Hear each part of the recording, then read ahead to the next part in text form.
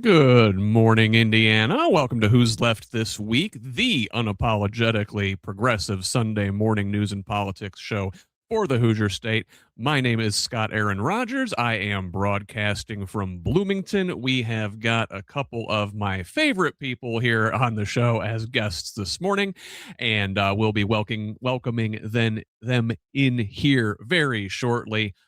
But first, gotta make the quick ask.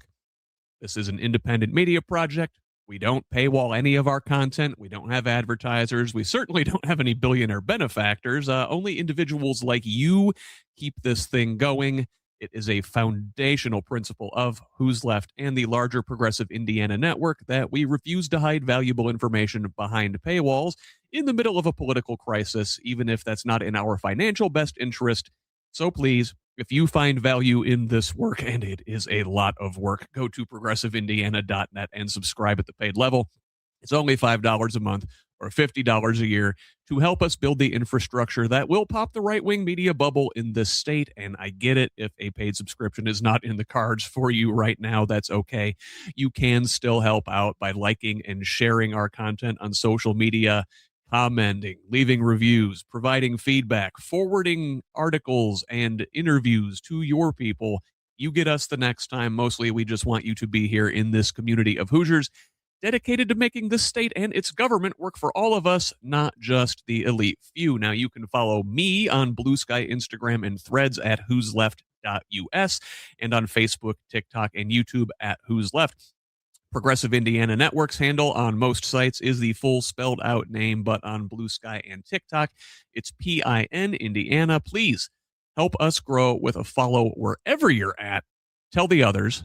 Let's build a radically democratic Indiana together. Now, let us welcome in our guests. First, a wearer of many, many hats, the executive director of Washington County Community Action Coalition, Chief of Staff to the 9th District Democratic Party, Secretary of her County Democratic Party, and Secretary of Indiana Rural Summit, Regional Coordinator for Organizing Indiana, the Human Hat Rack, Lorraine Motel. Oh my God. And they're all volunteer. You know, you'd think I'd figure out by now how to do something that got paid one day. Yeah, I feel that deeply, Renee. Thank you for joining me. I love having you here. It has been far too long. It has. It's been a little busy, but here we are. Yeah, you keep taking on more jobs. There's too much to do to save the world, Scott. There's too much to do. I hear you. Well, you know what? Somebody else out there doing their best to save Indiana or save the world or his little corner of Indiana, whatever. Our good friend, candidate for State Senate District 47. Welcome back, Ethan Sweetland May. Ethan, welcome.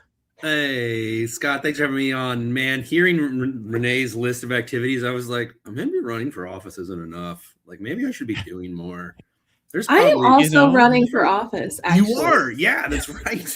It's not on my list there, but I am. Yeah. Well, gee, you guys put me to shame wearing all those hats. I thank you both. I love having you as a pair. I think the last time you were each on, yes, it was with each other. It was. I love this little lineup. A lot to talk about today. Let us go ahead and get to it. And we're going to start with the passing of a giant in American politics. So the Reverend Jesse Jackson passed away this week, dying at his home in Chicago on Tuesday at age 84 after years of declining health. He was the most influential African-American political voice in the decades between Martin Luther King Jr. and Barack Obama. He came up through the civil rights movement in the 1960s, joining Dr. King's inner circle, and was present at the Lorraine Motel in Memphis when King was assassinated in 1968. He spent much of the rest of his life trying to finish what King had started. He ran for president twice in 1984 and 1988, becoming the first black candidate to mount a serious, sustained challenge for a major party nomination. In 1988, he won 13 primaries and caucuses and nearly 7 million votes before the party establishment coalesced around Michael Dukakis. His Rainbow Coalition, a multiracial alliance of poor and working class Americans bound by economic interest, became a template for the modern progressive movement. His convention speeches became landmarks of American political oratory. His two presidential campaigns directly opened the door for Obama. Georgia Congressman John Lewis, who in many ways came to surpass Jackson as the most admired living civil rights leader, said so at the time. Obama confirmed it this week, saying, quote, "We stood on his shoulders." Internationally, he was an early and forceful advocate for sanctions against apartheid South Africa, for Palestinian rights, and against the Iraq War, positions that became a blueprint for the American left's foreign policy thinking. Now, his career was not without serious controversy. Members of King's own inner circle accused him of embellishing his role in King's final moments and using the assassination to position himself as King's successor. Later came anti-Semitic remarks, personal scandals, and a persistent criticism from allies and opponents alike that his ego and appetite for the spotlight often overshadowed his cause. Never held meaningful elected office, and some argue that's the central tension of his legacy, a moral leader of the First Order, operating in an era that increasingly demanded political ones. Now, you guys, I think, are each a couple years younger than I am, so I think we all came up maybe slightly after Jackson's peak, at a point in which maybe he was caricatured in many ways. How do you guys remember Reverend Jackson? Renee? Oh, Scott, why you start with me? Okay, so the thing that you get when you get Ethan and I is we both have the same church trauma. So like, unfortunately, when I was a youngster, there wasn't a lot kind said about Reverend Jackson in the circles that I was in. I see Ethan shaking his head. And what I've had the pleasure of doing is, once I grew up, kind of took off the not rose-colored glasses. I won't call them those. The worldview that I was given. Yeah. I did a lot of research and have a tremendous amount of respect for Jesse Jackson, what he did, what he stood for, the people that he chose to speak up for. And I think every single person who is doing those things in the world deserve to be celebrated. And so I have more to learn, but everything I hear and have learned so far is just, I have admiration. And I think that one of the things that we should do in our communities is share those things. Like as we come out, because I know I'm not alone. I literally know I'm not alone. Ethan, what do you? I know you know. You're right. And one thing that is a big outlier in my upbringing, because Brandon and I come from very similar backgrounds, is that, and I always give my dad his laurels for this. My dad was an ardent anti-imperialist from day one. And so even though we were in this very conservative movement, even though we were in a very kind of religious background, we were the only family in our homeschool group that was vocally and publicly against the Iraq and Afghanistan invasions. My dad always had his finger on the pulse of the imperial instincts of a branch of the American legacy. And the first time I ever remember seeing Jesse Jackson, of course I didn't know who he was Sesame Street. And I'm sure everybody's seen that clip go around, especially because it's being circulated here when it's him saying, "I am somebody," and getting his kids to say, "I am somebody." I have no idea who this man is. And it's a rerun of Sesame Street, right? Yeah. Because there were not a lot of approved shows for me growing up, but Sesame Street we could watch. And I remember my dad seeing that and making just some offhand comment about Reverend Jesse Jackson marching with Martin Luther King. And I was like, oh. And that was literally the only thing I knew about Jesse Jackson growing up. And then when I started learning about apartheid South Africa and, towards the end of my high school career, I learned, about his role in it. And so, I mean, it's fascinating how, at least to me, the impact of people that are willing are always on the front lines of these social issues, of justice, of pursuing it in areas where there's a lot of controversy and conflict. I know that out of apartheid, out of the people who fought apartheid in South Africa, the conflict with other apartheid states or other states that have strong authoritarian governments towards minorities, and the accusations that get thrown around there, and the danger of, do you go too far or have you overstepped? I think that's all really interesting, and it just kind of highlights that real boats rock, real people are messy. The legacy of pursuing real justice will never look tidy. And especially as I hear some of some of the fresh, the old criticisms of Jesse Jackson getting brought up, I just always hope that we have the courage to do what we believe is right and be willing to accept the criticism and consequences that come with it and make wise decisions moving forward. And I really see that as part of his legacy. This was a man who was always on the front lines of justice and pursuing what was right.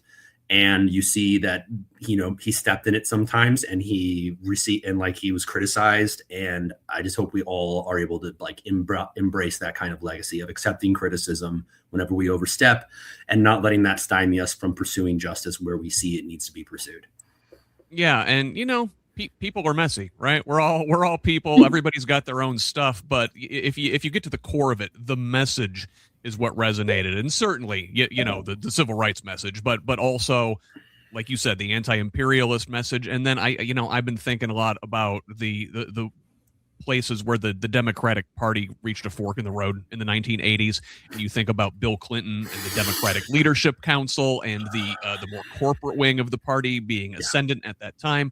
Jackson criticized that. He wanted to take the party in a more working class direction. He criticized the DLC as Democrats for the leisure class. That's and right. We're very much still having that fight today. Put a pin in it. We're going to come to that later. Can I say one more thing? Renee. Okay, so I also want to say, even when I was younger and felt like there should be more being done, I remember having the thought, if Jesse Jackson shows up, then something's going to be done. So if that is a core takeaway, right? I know we're speaking to adults here, but even when Ethan brought up Sesame Street, I was born in Pennsylvania. We were broke. I had no cable. So PBS was, helped raise me. Yeah. Mr. Rogers. And I remember that. And if we're raising the next generation, it is things like that get instilled. Like Ethan remembers his dad saying that he walked with Martin Luther King. And I remember thinking, even when I didn't agree with what I was hearing in my own home, it was like a comfort knowing if Jesse Jackson was there, that something right was going to be done. Mm-hmm. He understood the attention economy before that phrase existed. And for better or worse, you need to be able to draw attention to issues if you do want to get anything done. So let's talk about something that has been taking up a lot of folks' attention lately, in a way, swallowing all the oxygen in the room for the last several months. But we got to talk about it and move on to this week in the Epstein files. Andrew Mountbatten Windsor, formerly Prince Andrew, having been stripped of his royal title, was arrested Thursday, pictured there, at his home on the Sandringham estate on suspicion of misconduct in public office, marking the first arrest of a senior royal family member in modern history. It's been like 400 years. He was released under investigation the same evening. This arrest stems from allegations that he shared sensitive government information with convicted sex offender Jeffrey Epstein during his time as a UK trade envoy, including confidential briefings on official visits to Asia and investment opportunities in Afghanistan. This based on documents released by the Justice Department. Now, King Charles, Andrew's brother, expressed deepest concern, but said the law must take its course and gave police his full support. Neither he nor Buckingham Palace were informed of the arrest in advance. We should note that Andrew was arrested for insider trading and financial misconduct and not anything to do with his alleged sex crimes. Now, another man who is very much tied into this Epstein web is Les Wexner, Ohio's richest man and the founder of a retail empire, including Victoria's Secret and Abercrombie and Fitch. He built enormous civic and political power over decades, funding campaigns, shaping development, and putting his name on institutions across the state. Now, Wexner gave Epstein sweeping control over his financial affairs in the late 80s, released Justice Department documents named Wexner as a possible co-conspirator in Epstein's crimes. Now, Wexner insists he was defrauded and had no knowledge of Epstein's criminal activity. Politicians across Wexner's home state of Ohio are scrambling to return his donations. His name is being considered for removal from buildings, and the House Oversight Committee deposed him this week. Now, out in New Mexico, they have reopened a criminal investigation into Epstein's Zorro Ranch, a thousands of acre property where multiple women say they were abused as minors, after federal agents apparently never searched it at the time of Epstein's arrest. The state legislature has also unanimously approved a truth commission tasked with filing a public report by year's end. The ranch's history is now further complicated by the revelation that a limited liability corporation tied to Don Huffines, a former Texas Republican state senator currently leading the primary race for Texas comptroller, purchased the property a couple years ago for an undisclosed sum. Huffines' campaign says the family bought it at a public auction, the proceeds of which benefited Epstein's victims and had no prior connection to the property. Now, it's a big club, man. Turns out Huffines' son, Russell, has served as associate director of agency outreach in the White House Office of Cabinet Affairs since June of 2025. Huffines is heading into early voting with a steady lead in the comptroller race and the property acquisition, which his own representatives argued was devalued by the ranch's notoriety, is now public, just as Epstein-related documents continue to implicate powerful figures across the political spectrum. Now, Renee, if you look at Andrew here, is very indicative of most of the consequences that people are facing for most of the consequences people are facing for their involvement with Epstein's happening over in Europe. What do you make of that? Okay. So everybody else, okay, hang on. Let me rephrase. There are certain countries that we had good relationships with up until we got the administration 2.0, right? And so there are countries doing the right thing. And I want to point out with the Epstein and Andrew thing, it's like when, oh gosh, now, okay, I lost it, but he's not being charged with the right things yet. I don't know why we're afraid to say these people were pedophiles and they did sexual crimes and they need to be put away. Like, I don't know why there is a hesitation there, because I see France is doing the right thing. Europe is doing the right thing. And who are we aligning with right now? The people who we see it, right? Like, Russia, China, I'm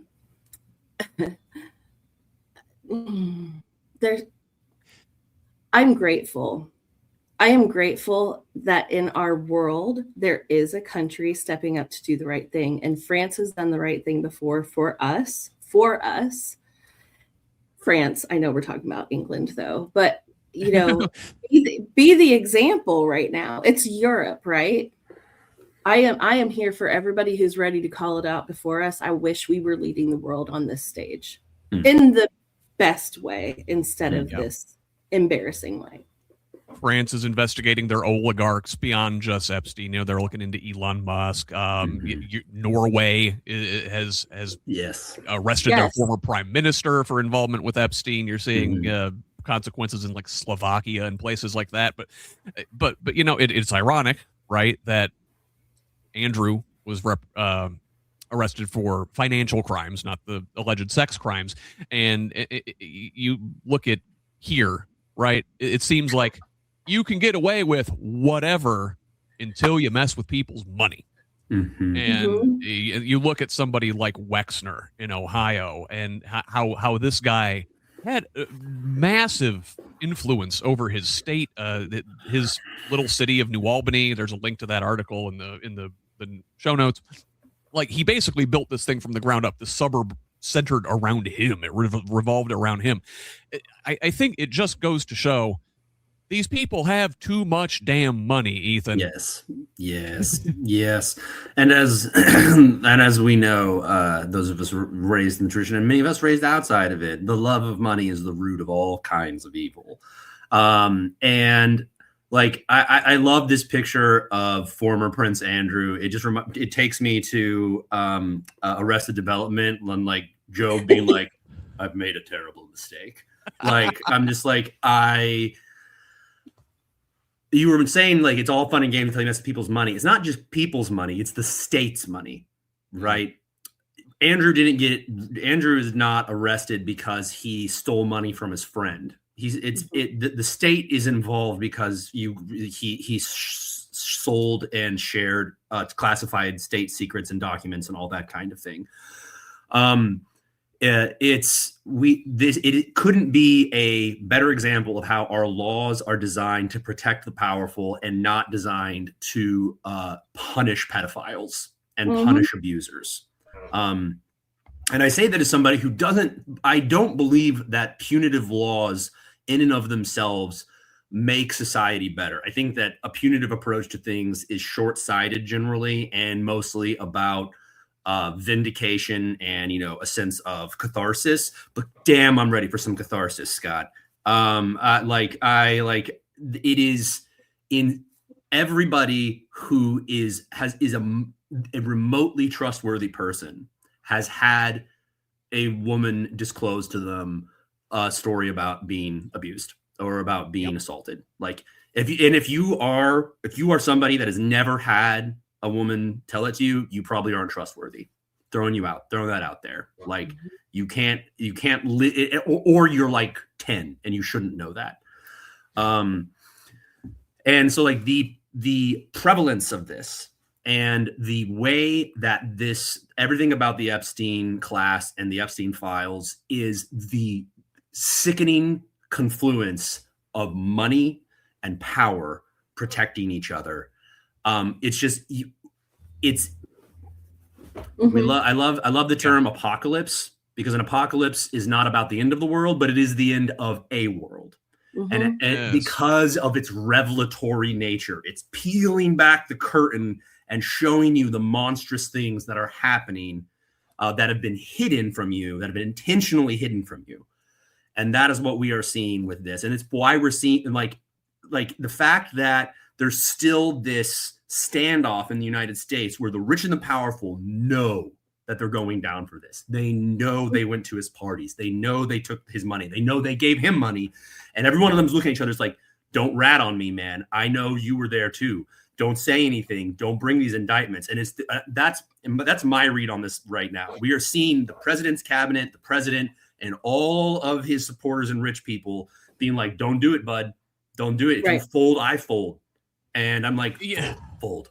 Yeah, well, I know. Renee, It's a big club, right? I mean, it is. How it cannot be a coincidence. I don't want to be conspiratorial, but like, how the hell is the guy that now owns Epstein's ranch, his kid is working in the White House? There are no coincidences. No.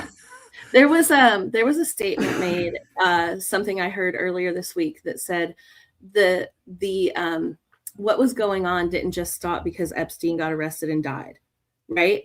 So my personal, like, when somebody said that, I'm like, okay, so where are we looking, right? What are we looking at? Because in order for it to be taken down, I want the apocalypse, right? I want take down, remove the house of the cards from the bottom so that we can have it crumble quickly, right? Take down. But where is it? Like, where is it happening now? What does restorative justice look like, right? Because this does, as the woman in the panel here, yes, survivor essay, right? The incredibly touches close to home right now with a situation personally, right? Like, I want justice. I cannot imagine what some of these families, I mean, this touches the whole world. And to go back to your the initial question, this is not just America. This touched the entire world.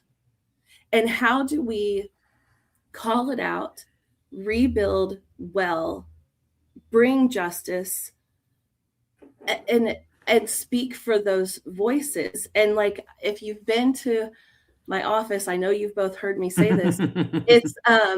It's not one voice. There has been one voice in the darkness, right? There has been.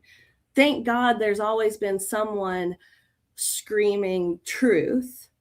And I find in this moment, now I have all the goosebumps, that we are finding each other so that we don't just have one voice. We have 100 voices in a town. We have 1,000 voices in a county. We have 10,000 voices in a state. We've got 1 million voices across the nation. And people are starting to speak that together. And I think that is a way forward. I think that's a way forward, because we're going to have to rebuild it, and there's something happening still anyway. So, and it's going to have to be all the people of the world. This stuff does not stop at national borders. Epstein's network didn't stop at national borders. Like you said, he had nodes in Europe, he had nodes in Russia, he had nodes in Israel. I'm sure we'll find nodes in China when all is said and done. You know, it's crazy, but it's a big club, and you ain't in it. And you know what? Frankly, I'm glad. I don't want to be in that club. So, can I say one last thing? One last thing. So, one of my favorite sayings is, how do you change the world? You start by changing your world. Right. And there have been times when I see what's gone on in Sudan or Ethiopia, or and it feels so far away. This feels so big. But if each person does the one thing that affects their world, we will overcome this and be able to rebuild. I do believe that. Yeah, and I think rebuilding is going to involve democratizing the economy. Let's talk about the economy next. So we got numbers this week that show the U.S. economy grew at an annualized rate of just 1.4% in the fourth quarter of 2025. That's well below the prior quarter's 4.4%. Driven by slowing consumer spending, flat retail sales, and rising credit card debt, while the broader picture remains complicated by inflation still above the Fed's 2% target and a labor market that was near paralyzed for much of last year, leaving the Federal Reserve caught between its dual mandate of to control inflation and maximize employment, with the interest rate cuts not expected until June at the earliest. The interest rates, the slowing employment, and the continued inflation, that is getting on towards stagflation, a situation you do not want to run into now. No.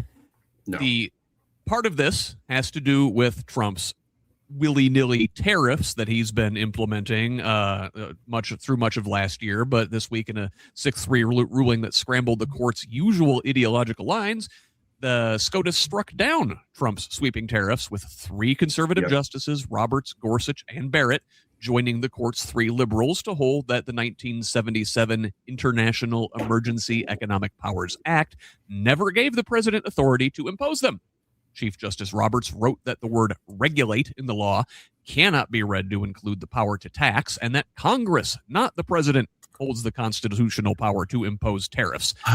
While the 3 dissenting conservatives, the usual murderers row, Kavanaugh, Thomas, and Alito, sided with Trump, Gorsuch and Kavanaugh used their respective concurring and dissenting opinions to take pointed shots at each other's reasoning, leaving unresolved whether the federal government must now refund the more than $200 billion already collected. Now, following this ruling, this question is wide open. Hundreds of companies, including Costco, have already filed suit, but the court offered no guidance on repayment. Trump has signaled he has no intention of moving quickly, and Senator Elizabeth Warren has pointed out that while large corporations can lawyer up and sue, there is no legal mechanism for consumers or small businesses to recover what they paid And within hours of the ruling, Trump announced a new 10% global tariff by executive order, raising fresh questions about whether any refunds would be rendered moot. Now, Trump, additionally, the next day, raised the stakes, saying, you know what? Let's make it 15%. He's throwing a tantrum. It is childish. What do you do with this guy, Renee? I have 5 No one's ever going to kids. see any of these refunds, are we? Oh my God, no. Listen, I got 5 kids. I have watched them throw a tantrum, both as toddlers and let me tell you about teenagers. They are toddlers with hormones and vocabulary. And it's like, Beautiful. Trump, the scariest part of this for me is there is still a massive swath of people who think that because he says it and he puts it on social media, that it is gospel truth. Okay. And the thing is, we do have some guardrails of democracy holding, right? The SCOTUS doing the right thing. I love JD Pritzker's letter. He's like, okay, so now you owe us, right? And we're never going to see that. But that's not the point. The point is what did we just say? Money is the root of all evil. However, if you get into people's pockets, they pay attention, right?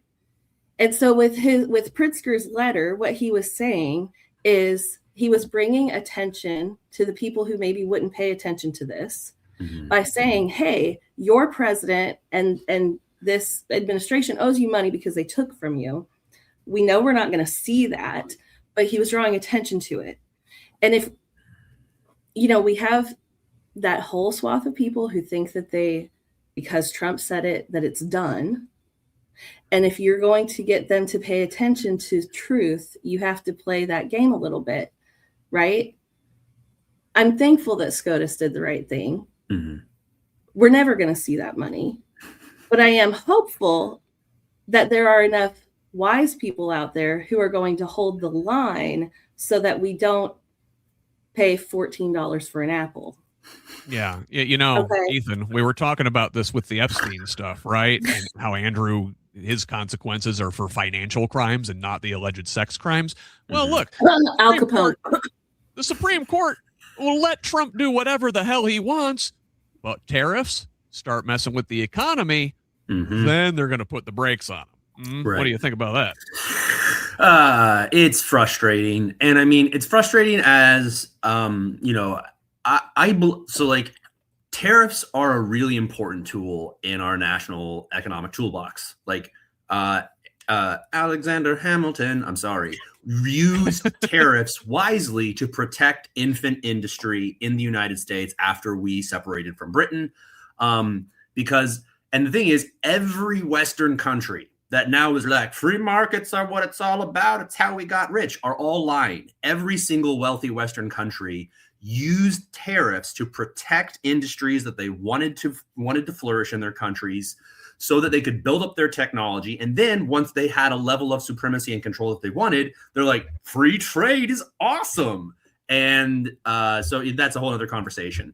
But it is part of this in that the way Trump is using tariffs is like a contractor who is convinced that the miter saw is the tool for everything. Are we planing this countertop? Miter saw. Are we installing a toilet? Miter saw.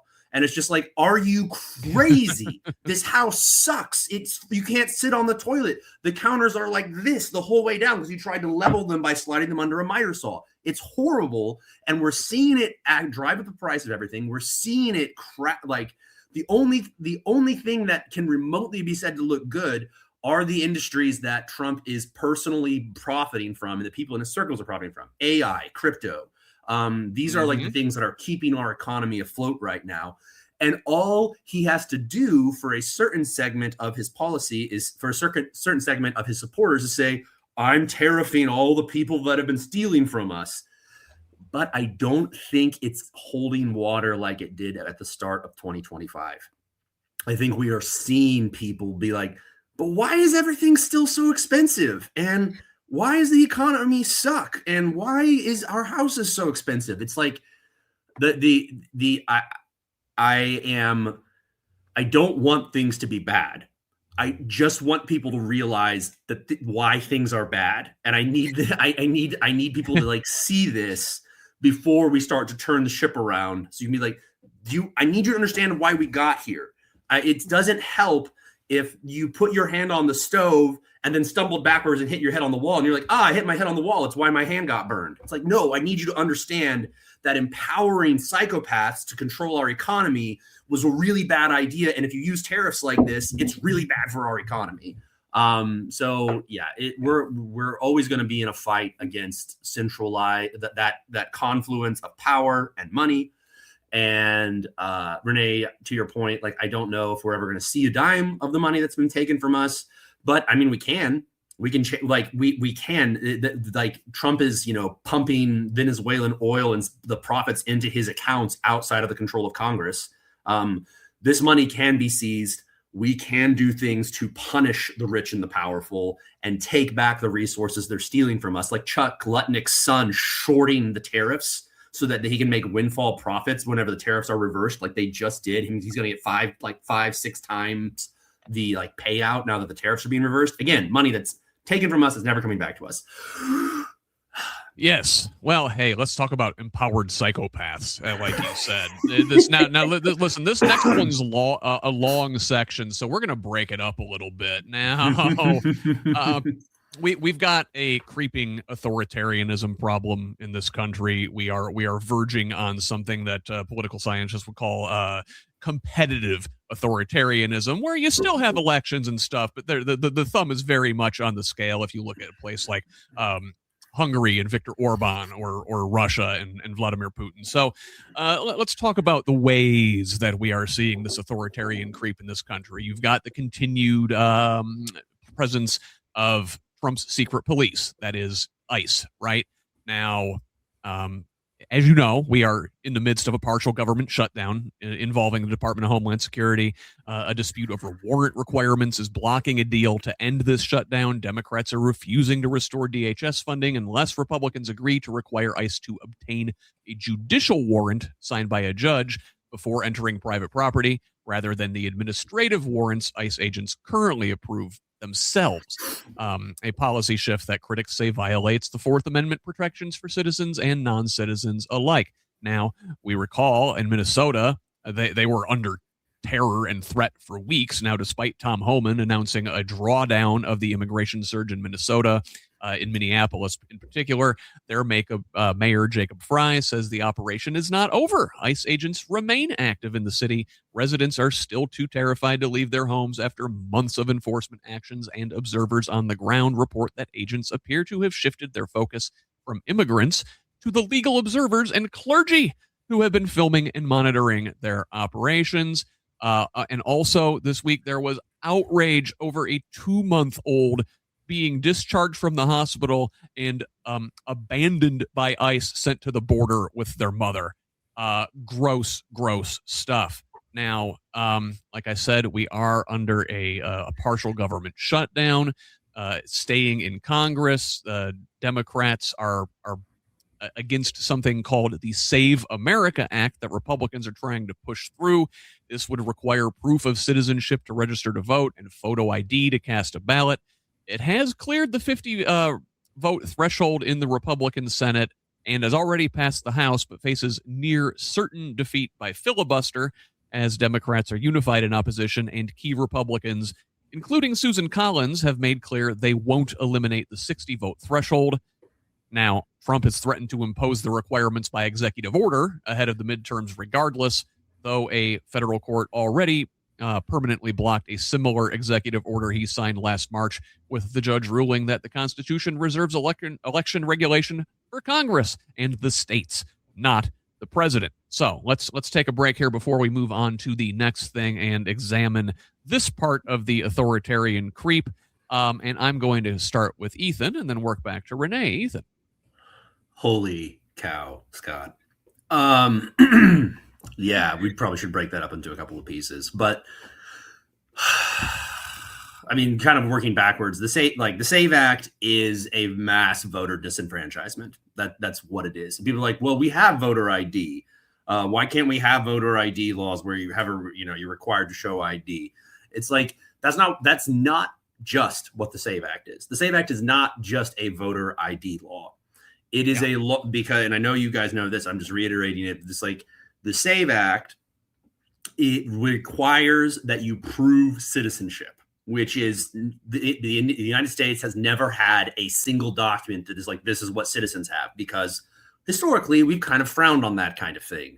We know that like a papers please society is not good. Mm-hmm. There's something about that just, it doesn't sit well. There's like a whole bunch of like millions of GIs turning in their graves. And so we never had a document that does that. And one of the things in the SAVE Act is that your birth certificate name has to match the name on your ID. And for about 69 million women who have either been married or have been divorced, those two things don't match. And so if they don't match, you need like a passport, which overwhelmingly people don't have. More than 50% of the country doesn't have a passport, and it's $140 to get. Yes, and it's tough to get. It amounts to a poll tax. So the SAVE Act sucks. It is pure voter suppression and disenfranchisement to solve a non-existent problem. As the Heritage Foundation, the conservative of conservatives, the Project 2025 lovers, Heritage Foundation showed conclusively when they went to prove that voter fraud was a problem and that non-citizens voting was a problem. This was their objective, to raise doubt about the security of our elections. And they found, and I just checked this out a little bit ago, they found that 0.00007% of all ballots cast in monitoring decades in over 7 states were fraudulent. And that includes they weren't cast the right way, they weren't, that person wasn't registered there, and, some non-citizen voting. It's like 7 out of every 10 million ballots cast were fraudulent. Yeah. And let's not even talk about like who's casting those ballots illegally. A lot of times it's like MAGA supporters who are convinced they're fraud. So it's like, oh, well, if they're doing it, we got to do it ourselves. Right. Right. Renee, what do you make of this ICE stuff? They say they're leaving, right? They're not leaving. We know what's going on here. It's all PR. It's dangling the keys, look over here, and then they're still doing the damn thing. Right. So our budget, they passed the amount of money going to ICE is like the bigger than any other military force in the world. Like, the shutdown's not affecting them at all. They've got billions and billions of dollars they can still draw on, right? Right. Have we learned nothing like from World War II? I mean, my only hope here is that when you look back to 1933 Germany, right? Anybody who knows history, we have more technology to communicate faster. When we lived in Vermont, I lived across the street from this woman who lived in Germany. And often I would say, how did you not know? Right? Like one of the questions, how did you not know what was going on?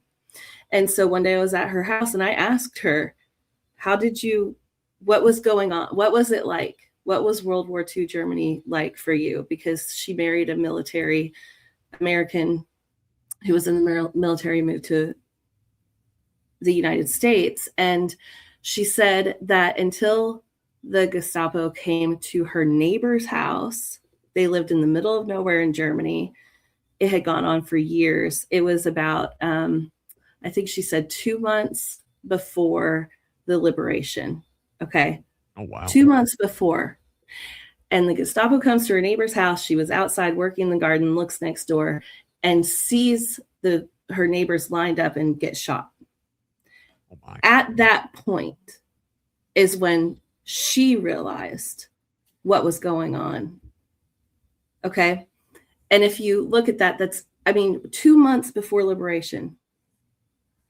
And what stuck with me was that she was like, it wasn't on the radio. They were poor, lived in the middle of nowhere, right?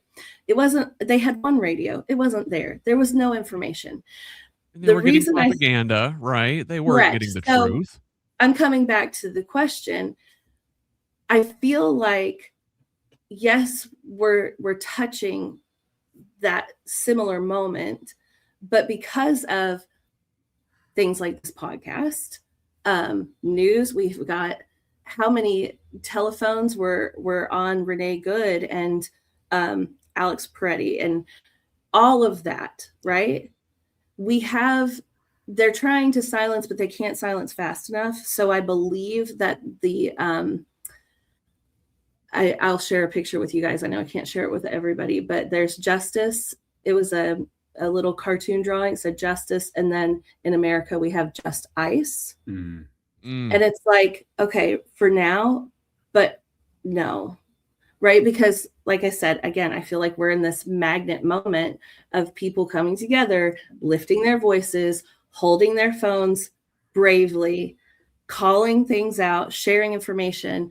And to that, I do want to add that Blythe Potter has on her website there's a document you can get to that you can get a discounted passport. Sharing the information, like about how to get, I told my husband, we've been married 24 years. I was like, I might go back to my maiden name because if they try to take my chance to vote, I'm not here for that. And then Blythe told me that there's a discounted way to get your passport. And, you know, if they do pull this SAVE Act baloney, I almost said a bad word.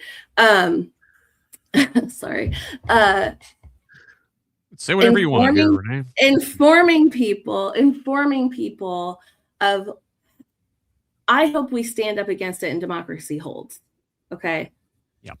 If it doesn't, you know, the Republicans are going to shoot themselves in their own foot because people don't pay attention to that anyway. So go, you know, but if we inform people, hey, get your passport, here's what's going on, here's how we can stand up to it, or here's what we do if they try to pull this shit anyway. Mm-hmm. And yeah. So let's stay on this about on the authoritarian creep. You know, you mentioned this woman in Germany who, you know, didn't have a way to get the accurate truth, and you can see the Trump administration trying to control the media now, weaponizing the Federal Communications Commission. So CBS blocked late night host Stephen Colbert from airing an interview with Texas State Senate candidate James Tallarico. Citing the FCC's equal time rule, a provision dating to the Radio Act of 1927 that requires broadcasters to offer equal time to all candidates in a race. Now, talk shows have been exempt from this rule since 1959, but FCC chair and Trump sycophant Brendan Carr recently issued new guidance reinterpreting that exemption, specifically targeting late night and daytime talk shows. Now, critics, including the FCC's sole Democratic commissioner, argue this is government intimidation, not legitimate regulation, and note that CBS's parent company, Paramount, has active regulatory matters before the Trump administration, raising serious questions about why the network chose not to fight back. Colbert put it bluntly. While Carr said in January he was thinking about eliminating the talk show exemption, CBS generously did it for him. Now, this attempt to suppress the interview backfired spectacularly. Colbert aired it on YouTube instead, where it drew over 7.3 million views as the time I wrote this script. I'm sure it's more since then. And on that platform alone, and 85 million views across all social media, far more than the show's average broadcast audience of 2.3 million. Tallarico raised $2.5 million in the 24 hours after Colbert revealed the interview had been blocked, his single best fundraising day, with early voting in the Texas Democratic Senate primary just 2 weeks away. Now, it's not just Colbert. The pressure campaign doesn't stop there. The FCC has also opened a formal enforcement action against ABC's The View over a separate Tallarico appearance, a show Carr had previously suggested investigating because its hosts are frequently critical of Trump. car called watching the Colbert fallout probably one of the most fun days I've had on the job. Is that what you're supposed to do there, buddy? Sit back and eat your popcorn while you implement fascism? Ethan, go. Oh, yes, it is truly like, I love this about America. America has, we have so many cool things about us. We have so many unacknowledged problems. But say no, tell us you can't do it. Tell us that well, you're not allowed, and watch people what? The efforts of to censor Tallarico, to crack down on Colbert, right? Obviously 20-30% of the population doesn't matter. They're never going to care. They believe in the social media posts of the president, and that's all they care about, right? But for significant portions of the country, this is what? You're doing what? You're saying you can't do what? I always think of, I always comes to mind the I think it was under Giuliani. It might not have been Giuliani, but they tried to pass in New York City. They tried to pass a ban on 48 ounce soda cups. Do you remember this? Yes. Yeah, it was under Bloomberg. Yeah, Bloomberg. That's right. Thank you. Yeah, they tried to pass the ban on the big soda cups, and it because it's killing you. It's actually killing you. It's a horrible, horrible thing. The human body was not designed to consume 2,000 grams of high fructose corn syrup in a sitting. And New York City said, hell no. The SNL did a piece on it, and the guy was yeah, New York City tried to be maybe don't drink soda out of a bucket, and they're hey, he's trying to take our soda buckets.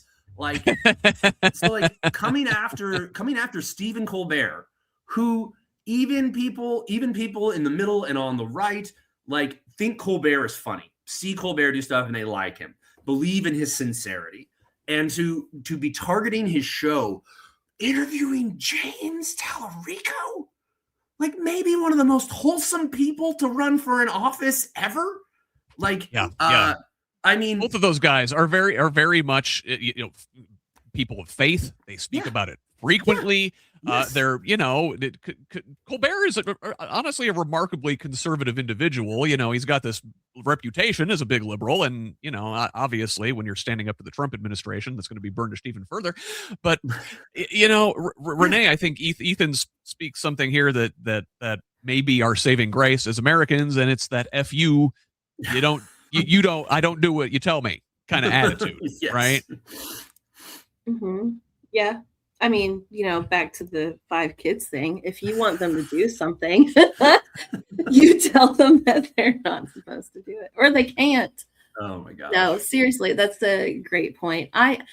So if I'm being completely honest, I loved the interview. I loved what Steven said the next night. He got on and read the letter by the lawyers at the beginning of the show. And he's like, they said not to read this. And they passed me a letter. And then he reads it because he's like, legally, I am absolutely allowed to read this letter. And, oh man, I'm just I'm sitting there. If it weren't for Stephen Colbert at night, I don't think I could sleep. But,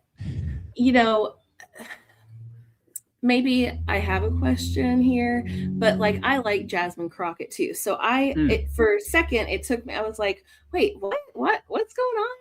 And I watched the interview they did with her saying, hey, your opponent got this amount of time. And what about you? And it's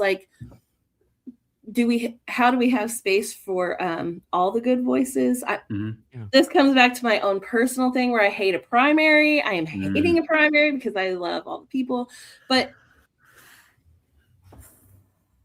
it does give me hope that you tell an American that they're not allowed to do something, and then they'll go up. And I think most of us, Renee, I think one of our other saving graces is going to be that this administration is just hubristic and incompetent, and their allies in the media, include CBS, are also if you're gonna try and spike Colbert, you don't let him have this big lame duck period where his show's going to be canceled and he can go out there and say whatever he wants. What are they going to do? Cancel him? So again, let's stay on this now. So okay, to that point, yeah, go ahead. To that point, Trump got censored from X and goes and starts Truth Social or whatever, right? And it's like, do they not even? It's like they don't even hear themselves.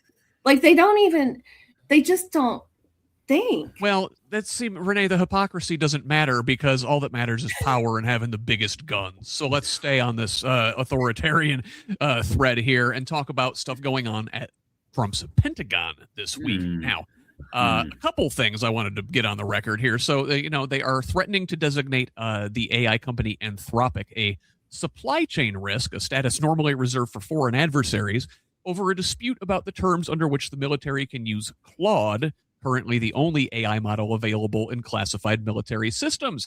Anthropic is willing to loosen restrictions, but wants guardrails against mass surveillance of Americans and fully autonomous weapons, while the Pentagon is demanding the right to use AI for all lawful purposes, a standard that critics note may diverge sharply from all ethical purposes. Now, particularly given that existing mass surveillance law doesn't contemplate AI, and the Pentagon already has broad authority to collect civilian data that AI could vastly supercharge. Now, sticking with Pete Hegseth and his Pentagon, Hegseth invited Doug Wilson, a self-described Christian nationalist and Hegseth's own pastor, to deliver a sermon at the Pentagon this week as part of a monthly worship series Hegseth launched last summer. Wilson's views go well beyond the controversial. He supports repealing women's right to vote, believes homosexuality should be a crime, co-authored a tract arguing that Southern slavery promoted racial harmony and was broadly beneficial to enslaved people, and advocates for a Christian theocracy in which non-Christians would be barred from holding public office or worshiping in public. His ultimate stated goal is a global Christian theocracy, achieved, he says, by peaceful means on a 250-year timeline. Now, critics say Hegseth's embrace of Wilson is part of a broader pattern of religious imposition across federal agencies since Trump returned to office, and a particular problem at the Pentagon, where the Secretary of Defense is supposed to be accountable to service members of all faiths and more, and none, rather.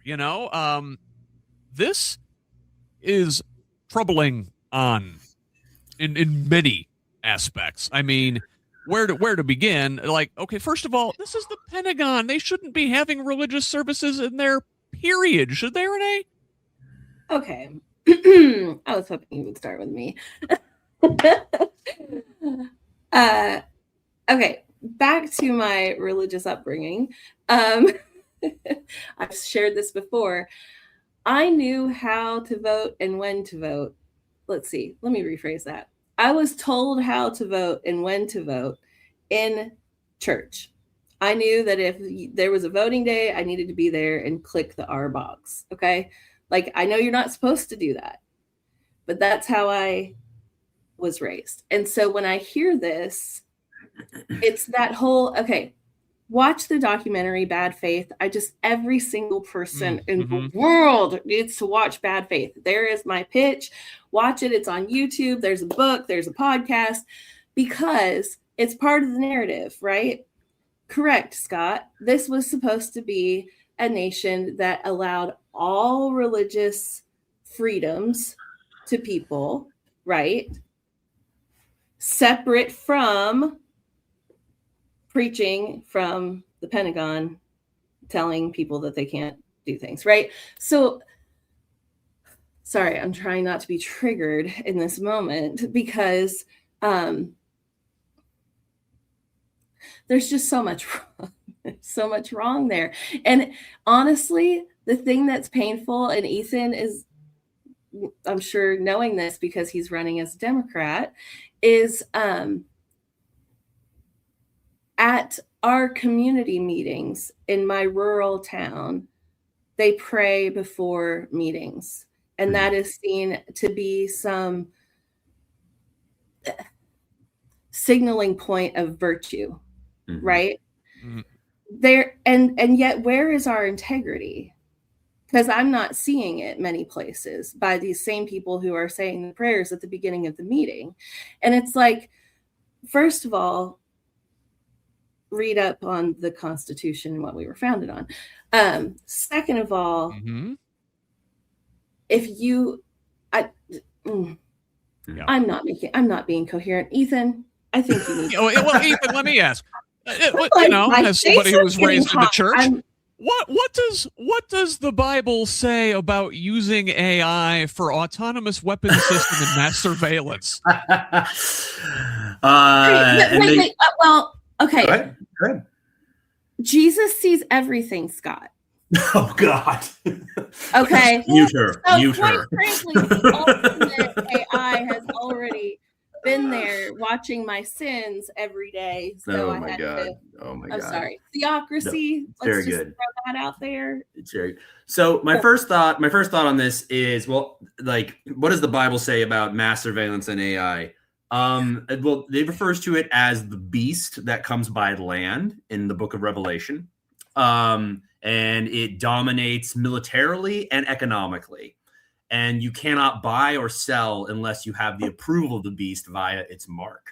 Now, these are the kinds of things that John the seer, the one who is credited with writing Revelation, was talking about. He was actually looking at the Roman Empire and its total control over the world, and that allegiance and subservience to its agenda, Pax Romana, where it's peace, it's domination, it's violence, it's exploitation. You had to buy in and be completely subservient to it if you wanted any space in the world as it existed. And John the Seer said, this thing is a beast that wars against humanity, and it wars against what is good. So that's what the Bible has to say about AI and mass surveillance. Yeah, I'm glad you mentioned Rome, because and the Pax Romana, and imposing your will by force, and so America notorious for that.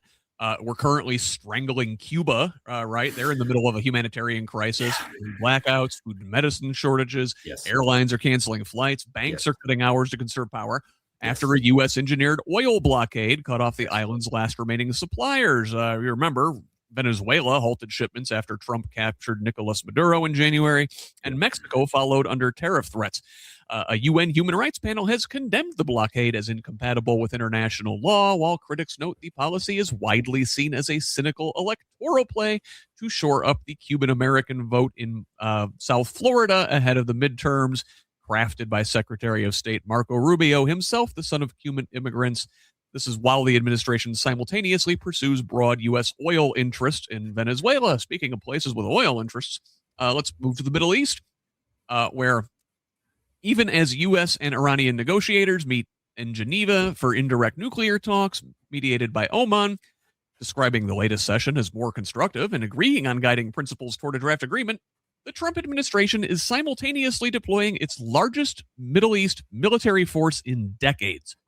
2 aircraft carrier strike groups, 14 ships, over 10,000 additional service members, and dozens of aircraft, in an explicit warning that military strikes will follow if talks collapse. Now, experts warn that unlike Iran's deliberately telegraphed retaliation after last June's U.S.-Israeli strikes on its nuclear facilities, Tehran has now signaled it would respond in ways designed to, quote, draw blood, potentially triggering an all-out regional conflict. Now, this is all while the Trump administration is simultaneously negotiating a nuclear cooperation deal with Saudi Arabia that would allow the kingdom to enrich uranium on its own soil, a risk that non-proliferation experts say stands in direct contradiction to the pressure being applied to Iran. Now, all of this is taking place amidst the backdrop that Trump is putting his picture on big government buildings all over the place, just like a banana republic dictator. This week, a large banner bearing his portrait and the phrase, "Make America Safe Again," has been installed on the facade of the Justice Department's headquarters on Pennsylvania Avenue, prompting criticism from Democrats, of course, and even Republican former FBI Director James Comey, who noted the irony that the building's own inscription reads, "Where law ends, tyranny begins." with critics arguing the display exemplifies Trump's broader effort to bend the historically independent agency to his personal and political will. So, Ethan, like, here we are. Here's all of it. Here is fascism laid out before us. We've got Trump's secret police. We've got cracking down on free and fair elections. We've got cracking down on a free and independent media. We've got giant military buildups. We've got the man's face going up on the sides of buildings like he's Saddam friggin' Hussein. It's got everything. Do we not see it yet? Mm-hmm. Yeah. I actually, right before we got on for this episode, I was meeting with the Floyd County Libertarian Party at a coffee shop downtown.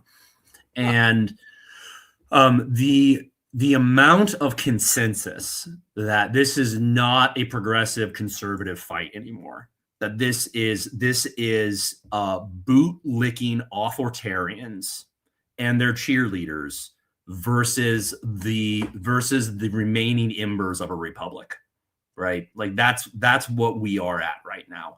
That I like, as you're like running through like the build up in the Middle East against Iran, preparing for that. I just like so vividly in my mind are the brutal arguments I had with family members and with people in my social circle. Like, well, he's going to end wars. He's going to be the peace president.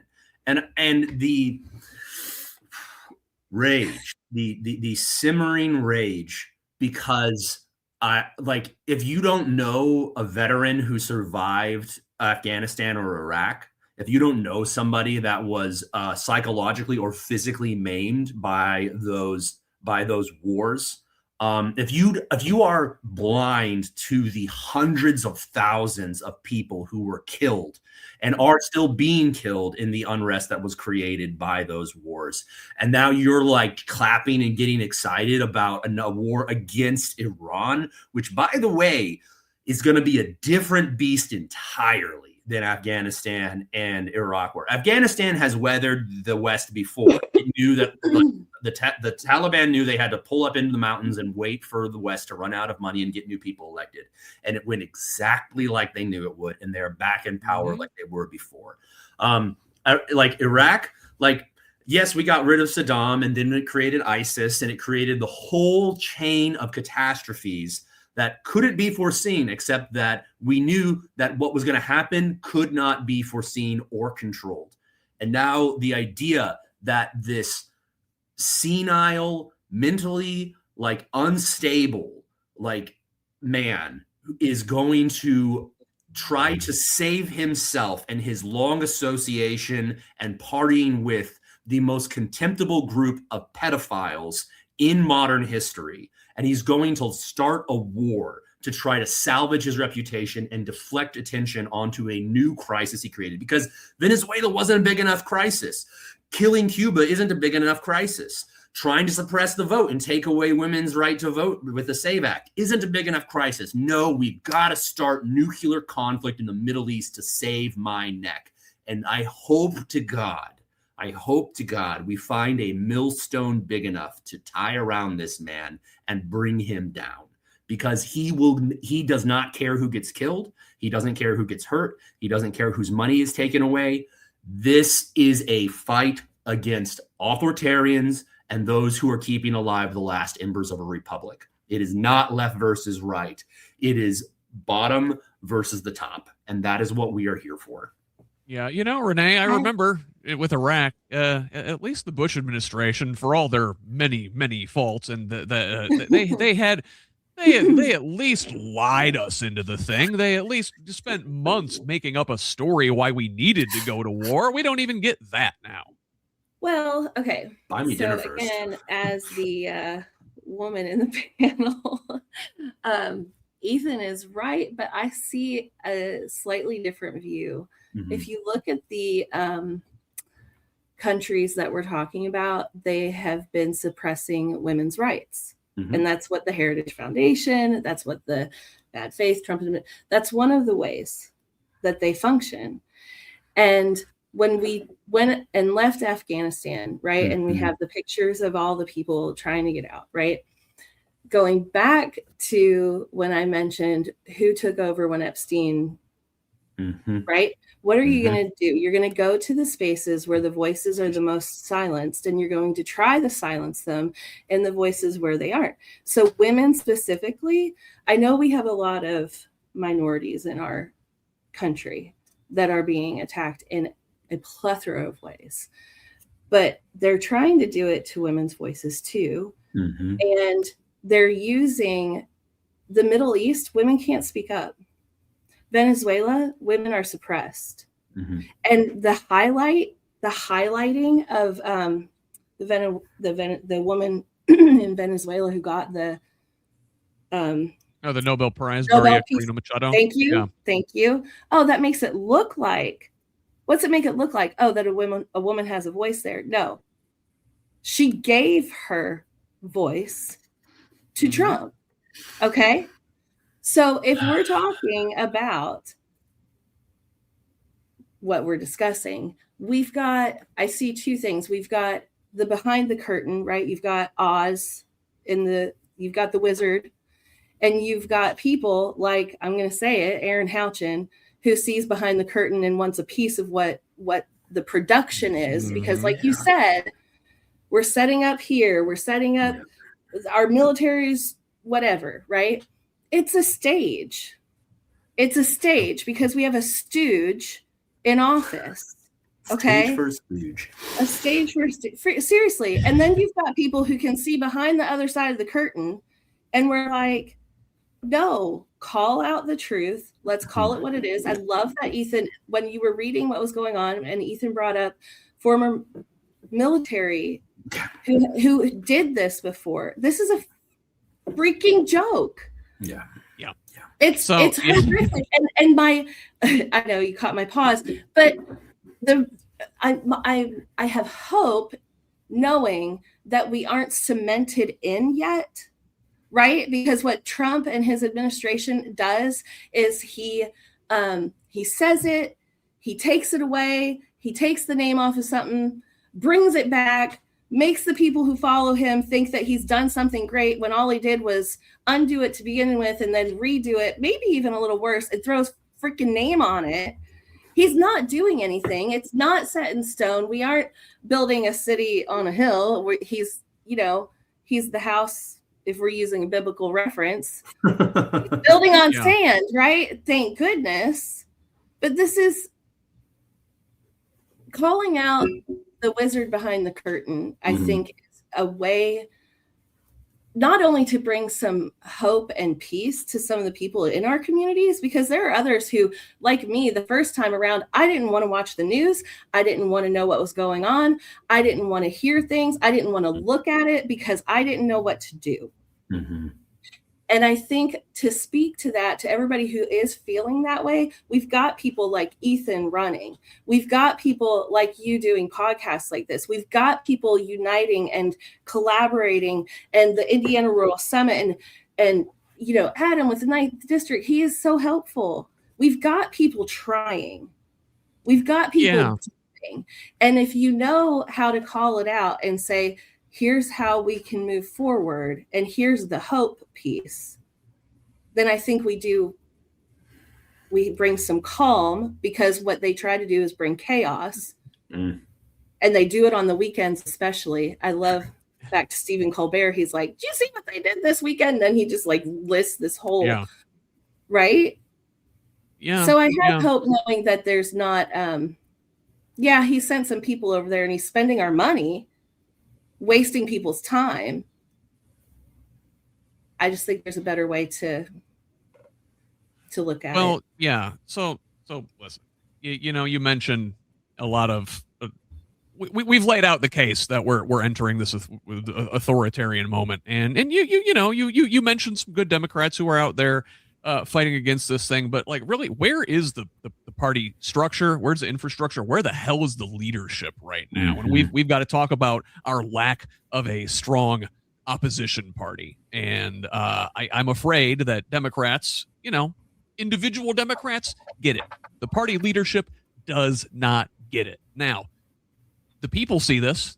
We had a New York Times focus group release this week of 13 Democratic and independent voters where they found deep fury at the Democratic Party establishment, describing it as, quote, spineless, paralyzed, and full of sellouts and suckers, with particular anger directed at the 8 Senate Democrats who voted to end the government shutdown without extracting any concessions, and at leadership's repeated capitulations to Trump on ICE and immigration. By contrast, the same voters expressed strong enthusiasm for Democratic socialists like Bernie Sanders, AOC, and New York Mayor Zoran Mamdani, with all 13 people saying they would choose a progressive over a moderate given the choice, reflecting a growing conviction that the party's establishment wing is just not just ineffective, but actively complicit in the conditions that created Trump in the first place. Now, we've got some Democratic organizations working to build up a real resistance. There's a new super PAC called American Priorities. It's positioning itself as a direct financial counterweight to AIPAC, committing millions to progressive primary challengers who oppose unconditional U.S. support for Israel, beginning with Nita Alam in North Carolina and Reverend Frederick Haynes in Texas, both of whom are also backed by the Justice Democrats. Now, that organization is announcing a slate of 12 progressive primary challengers in 2026, pitching candidates who will refuse corporate PAC money, including AIPAC money and donations from the crypto and AI lobbies, a direct rebuke to what this group calls a Democratic Party captured by corporate interests.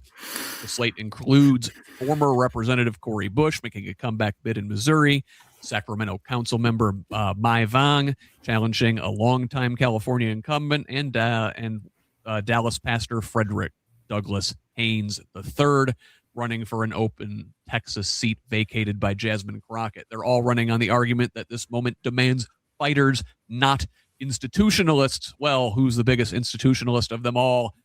House Minority Leader Hakeem Jeffries, who late last week got called out by progressive commentator and one of my favorites, Wajahat Ali, who embarrassed Jeffries about his refusal to abolish ICE, citing the agency's plans to convert warehouses into detention camps and barbaric overcrowding conditions.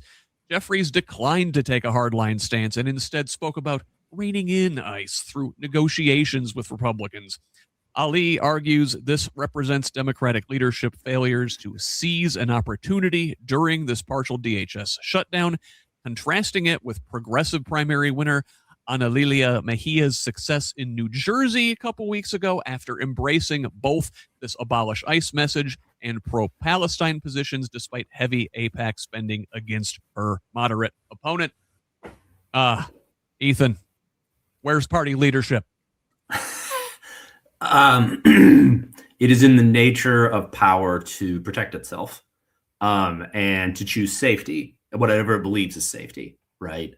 And you know, I not to overdo it, but I always think of moments of incredible progress in our nation's history, right? Women's suffrage, civil rights, and that the powerful always said, not now, slower, you know, like, be patient. It's not the right time. This isn't the right, like, you're asking for too much. Always, always, always. It doesn't matter what the ask. That's if you're actually moving the dial towards justice, the powers that there's a reason. I've been saying this a lot during my campaign so far. All injustice is rooted in an imbalance of power. All injustice is rooted in an imbalance of power. And so if you've got powerful people, even if they're like Minority Leader Hakeem Jeffries, they've got power. And if there's injustice, the power is not being distributed very well. And to fix that, you have to redistribute power. You have to empower people that have been historically deprived of it. And if you want to be the one that does that, you are going to upset the power balance. And it's going to be you. You're the one that's upsetting the power imbalance. And that's a really hot seat to be in if you have in your mind that I am pursuing a career as a politician, right? And so many people, like, my career, I'm pursuing a career as a politician. Would you stop? Would you stop pursuing a career as a politician? And would you start pursuing justice? Would you start pursuing equality? Yes. Like, is it so much to ask that your priority not be getting elected next time and your priority be doing the right thing? Like, well, I'm gonna upset people. Good. That has historically been necessary to do good things. It has historically been necessary to upset the status quo to create justice. And you can do that with integrity. You can do that honoring the people that elected you, but you can also do it being like, I have to do this because it's the right thing to do. And if doing the right thing means I don't get into office next time, so be it. And Renee, like, if you were pursuing just cynically a career in politics and you want to get elected, listen to what the people are saying. Look at that New York Times forum.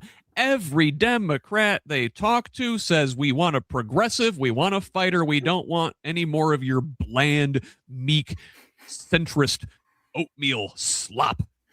What do you make of it? Okay.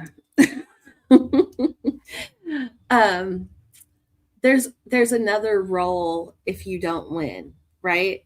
I go back to my personal favorite saying is a leader leads, whether you have the role and the title and the position. If you're running for office right now, you're already a leader. If you're doing it, like if you're not a career politician, right? Like I've had people, they're like, oh, Bernie's just a career politician. It's like, Bernie's been saying the same thing since the 70s. Like you could pull his speech from his first speech and compare it to yesterday's, and they're nearly identical. And it's like that. And then you've got people, again, I'm going to pull from local experience.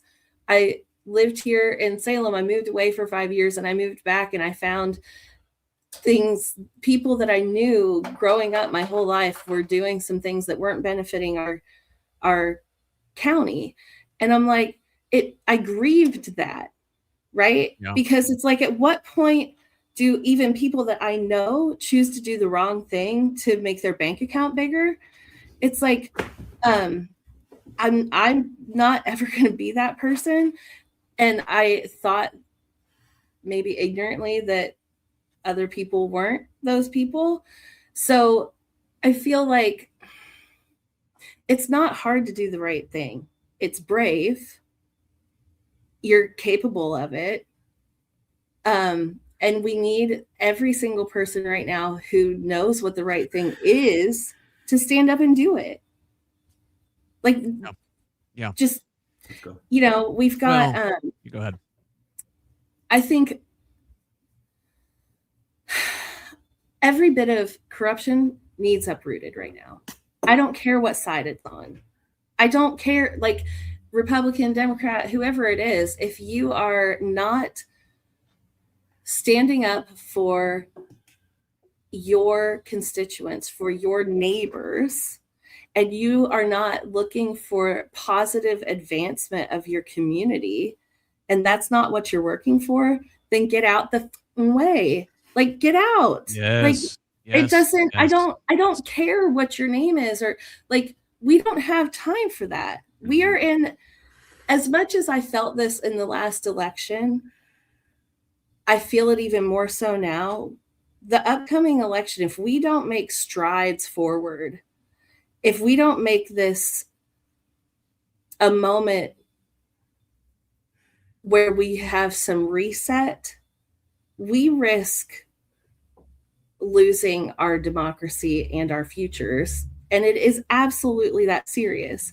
It doesn't mean every single person needs to be the front face of that, but every positive action counts right now. Mm-hmm. And that's what we need. Yeah, you know, Renee, I think a lot of people are more concerned about having their face on the front of things than about doing the damn work. And let's turn the corner. Let's talk about the intersection of of national politics and what we're talking about right now in Indiana politics, in a section I like to call the crossroads. And boy, we are at it here in Indiana as a Democratic Party. Now, Democrats are seeing an extraordinary wave of grassroots energy heading into the midterm elections. Record candidate filings in Hamilton County, a record number of delegate candidates in Elkhart County. Here in Monroe County, we had more people file to be delegates to the state party convention than we have seats. Contested races in all 25 state Senate districts for the first time in 50 years, and the largest number of contested state House races since 1992, a surge driven by activists who have concluded that the party's chronic underperformance in a state that isn't as red as it looks is a problem of participation, not ideology. But in Marion County, the state's most populous Democratic stronghold, the party establishment is moving aggressively to strangle that energy in its crib because that energy threatens its grip on power. After organizers spent months recruiting roughly 200 new candidates to run for precinct committee chairs and state party convention delegate seats, the Marion County Democratic Party, chaired by Mila Eldridge, waited until a week after the filing deadline and then challenged over 100 of them, citing a party rule requiring that candidates have voted in a recent Democratic primary. Many of the challenged candidates had voted Republican in 2024 specifically to oppose Mike Braun and Donald Trump in that primary in a well-organized but unsuccessful effort. Party leadership had assured organizers it would not comb through voting histories, and the rules explicitly allow the county chair to certify candidates as Democrats on a case-by-case basis. Now, a lot of these folks reached out to Eldridge before the filing deadline trying to get their paperwork in order, but she ignored them, refusing to respond to certification requests and proceeding with the challenges anyway. A subsequent hearing before the Marion County Election Board Friday, described by one organizer as 4 hours of shameless gaslighting, resulted in the removal of dozens of loyal, active Democrats from the ballot after being given 2 minutes each to make their case. The organizers' conclusion: the Marion County Democratic Party doesn't want voters choosing their own precinct chairs and convention delegates because those delegates will choose the party's Secretary of State candidate and would rather keep those seats vacant so they can fill them by appointment, not with people, accountable to the population, but accountable to the machine. Now, I understand you guys are both active in the Democratic Party, have roles. Ethan, you're seeking, an elected position as a Democrat, but like in your case, especially Ethan, it's got to feel like the brand is working against grassroots candidates like you with shit like this. People are really sick of politics as usual. And people are really, really sick of feeling like even whenever they take the time out of their lives to get involved and to do the work and I'm a delegate this year. I filed to be a delegate. I had to take my lunch break to shoot across town to get to the courthouse to register. It's an investment of time. It's putting yourself out there. It is a building block of building a political movement in our state that has long been neglected, and that people have felt like it doesn't make a difference. How do I make a difference? I don't know how to make a difference. So when we see things like this, it is so discouraging. And I've been following various people who live in Marion County and who have friends that have been affected by this or have been affected by this directly themselves. And it is an open fact that with our primary system in Indiana, people regularly will pick up a primary sheet for the other party because they want to block what they see as the most odious part of the party that they are against. People have been doing that in Indiana my entire life. I grew up here to people doing that. I had friends who their first year voting, their parents are like, get a Democrat ballot and make sure that Hillary Clinton isn't the nominee in 2008 because we can beat Barack Obama. But that was I remember that. I very clearly remember that happening. That has been done forever in this state. Both sides do it. So the fact that was used as a basis to purge motivated grassroots delegates from getting involved is, I just want, you're not being serious, and you don't expect to be taken seriously by people that are perfectly aware why that happens and why people that are got their name in the game and are showing up and are running to be delegates. Like, you're like, well, how is it that this person didn't vote for the Democratic primary last time? It's like, you know why. So how about you could be clear about why you're doing this? How about you be clear about what your motive is in purging these delegates? Because it is undermining trust. It is undermining motivation. And as the imperial boomerang goes, like, this stuff comes back around. And if we have played enough stupid games, can we please recognize that we don't like the prices? Yeah, absolutely. And, Renee, I think this Marion County issue goes back to the state has been the state Democratic Party is run by the same machine, and it has been run by the same machine for 30 plus years now. I want to tie this thing back to Reverend Jackson before, and he talked about the direction of the party, and he wanted to take things in a working class rainbow coalition direction, and was opposed by this Democratic Leadership Council, right? The DLC, Democrats for the Leisure Class.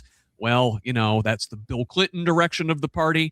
That's the Evan Bayh direction of the party in Indiana. And the Evan Bayh machine still, to this day, controls nodes across the state. They control the Marion County party through their very large, rotten hog set branch, of which Maya Eldridge is a bud. I don't know. Can you speak to that without getting in trouble? I can only speak from personal experience. So I'm going to go at it from that. There is someone that I value very much who helped make my office here in Washington County possible, who signed up to be a delegate and was one of the people in Marion County who was removed from that and was challenged. And what I found out in that process was, and to play devil's advocate for a moment, they have 500 people. That's a lot. I don't know 500. Well, okay, I do know 500 people. But like, if I had to find 500 people who aligned with my beliefs, and I was in charge of making sure those people were the ones who were going to show up on June 6th to be a delegate, I would look a little more closely. And so what happened in this situation was exactly what Ethan said. We live in rural communities. I personally pulled a Republican primary ballot because we didn't have a Democrat primary one year anyway. And so I am secretary for my local party and had to have my chairman write a letter of, thumbs up so that I could be put on the ballot as a Democrat. Because in rural areas, it is that thing. It's not just presidential, but, maybe it's our mayor. We only had Republican mayors. And so I wanted to weigh in on that. That being said, if you look at the voter registration, their voting history, which is what the rules, let's speak to the rules for a second, right? Mm-hmm. We can get emotional. We can get frustrated and we can see behind the curtain, right? But then you have to use the guardrails, the rules, and the responsibilities to hold people to honor and integrity. Mm-hmm. So unfortunately, in this case, though I think this person would be a phenomenal delegate, they had moved from Washington County up there, wasn't known personally, did have a letter, but like Ethan said, wasn't able to make the hearing. And even had like I was in conversations with them last week, and I was like, it's like when you fill out a you need a letter of recommendations, like, here, I can prove to you, because if I was the party chairman of Marion County and I had to worry about 500 people, and I went through and saw 100 of them were iffy, I don't know. Like, I don't live there. I wasn't even in the room. I just know this one situation.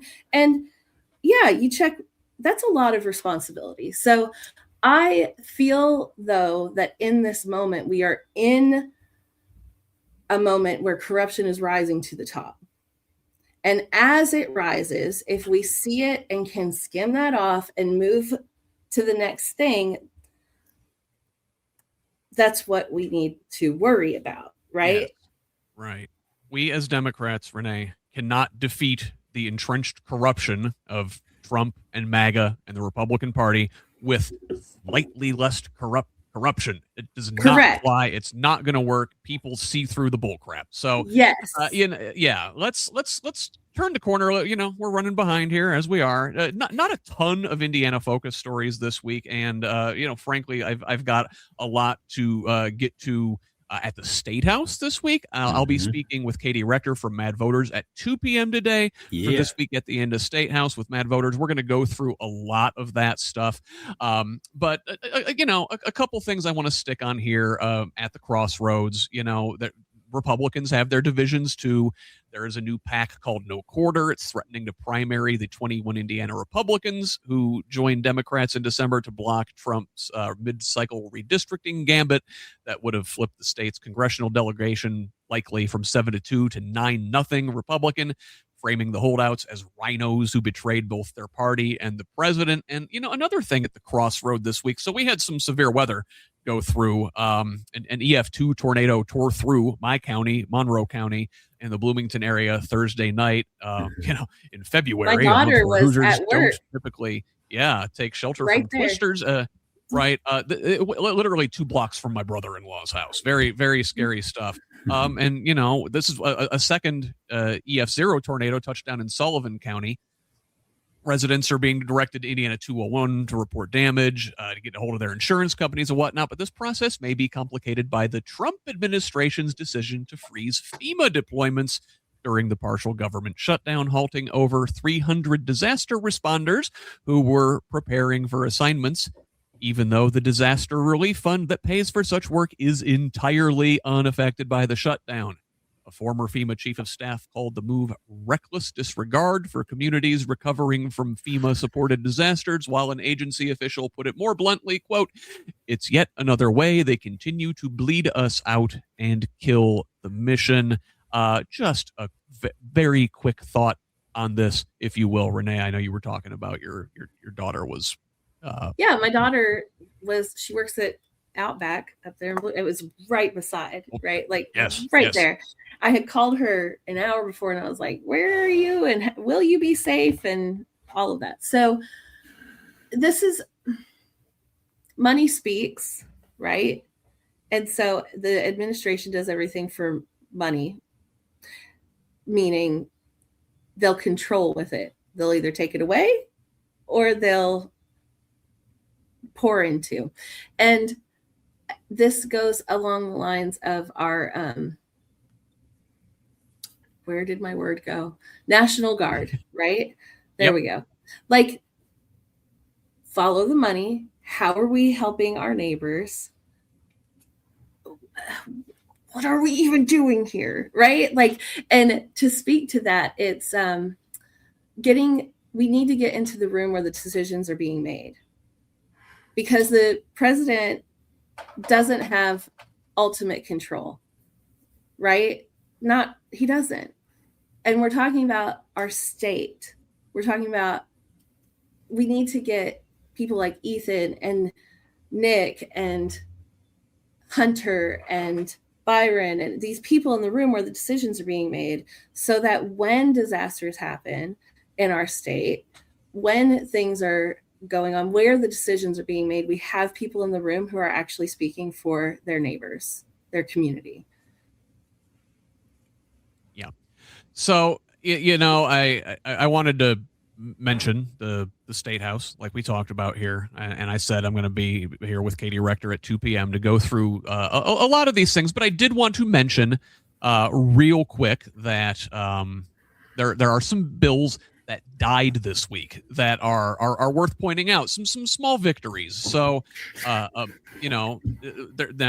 was a good bill that we wanted to see pass die. That was Senate Bill 85 that would have protected Hoosier patients' homes and paychecks from medical debt collectors. But there were some bad bills that died, and these are our victories. So, failing to advance was one that would have codified binary sex definitions through Indiana code, basically erasing trans people from existence. Another bill would have allowed Hoosiers to basically put bounties on their neighbors over the possession of abortion-inducing medication. And finally, in a win for local communities, a data center and utility siting bill that would have allowed large projects to override local officials' objections also died without a hearing after intense pushback. We did get another win in that the syringe exchange program is likely to be continued for another 5 years. The House passed this one in a bipartisan fashion, sending it back to the Senate with amendments, so they'll have to go through concurrence this week. Also, there is a House Bill 1002 is still under consideration. This thing looks likely to pass. It was one of the Republicans' priority bills, reshaping how utilities charge customers. Now, they did shoot down a lot of good Democratic amendments that really could have put some teeth behind this thing and done good work for Hoosiers.